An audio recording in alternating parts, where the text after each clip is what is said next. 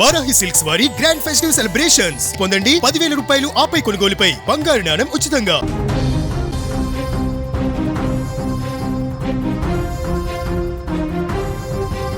భారత్పై ట్రంప్ ఆంక్షలు విధిస్తూ ఉన్నారు. 500% టారిఫ్ల బిల్లుకు గ్రీన్ సిగ్నల్ ఇవ్వడం జరిగింది.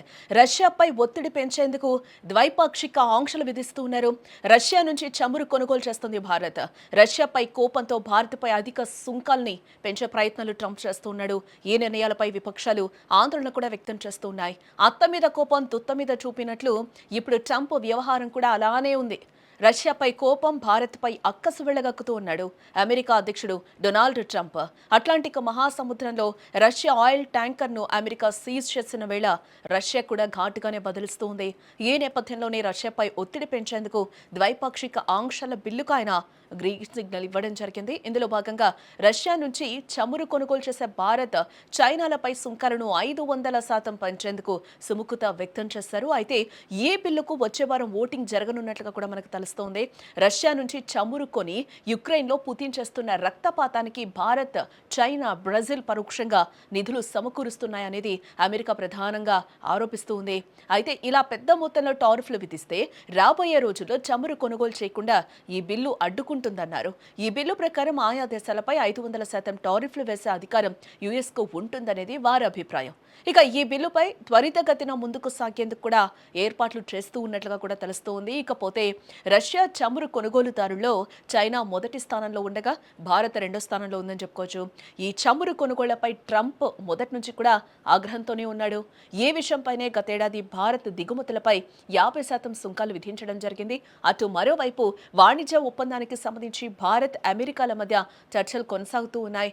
ఈ క్రమంలో ఈ కీలక బిల్లుకు ఆయన గ్రీన్ సిగ్నల్ ఇవ్వడం గమనార్హం. అమెరికా అధ్యక్షుడు ట్రంప్ తీసుకున్న తాజా నిర్ణయం భారత్, చైనా వంటి దేశాలకు పెద్ద షాక్ గా మారిందని చెప్పుకోవచ్చు.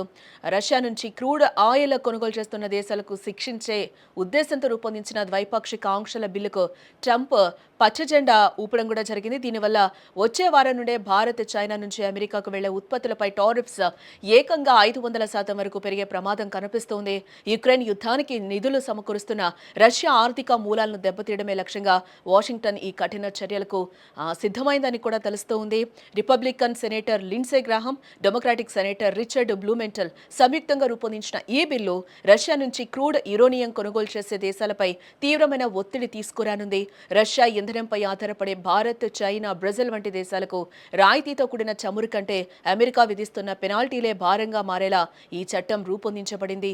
ఇప్పటికే గతేడాది భారత్ నుంచి వచ్చే వస్తువులపై 25% రెసిప్రోకల్ టారిఫ్, అలాగే రష్యా చమురు కొనుగోలు చేసినందుకు మరో 25% అదనపు పెనాల్టీ విధించిన సంగతి కూడా మనకు తెలిసిందే.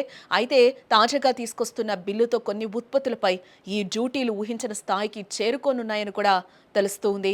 భారత ప్రధాని మోదీతో తనకున్న వ్యక్తిగత స్నేహాన్ని ప్రస్తావిస్తూనే వాణిజ్య విషయంలో తాను అసంతృప్తిగా ఉన్నానని ట్రంప్ ఇప్పటికే స్పష్టం చేసిన సంగతి కూడా మనకు తెలిసిందే.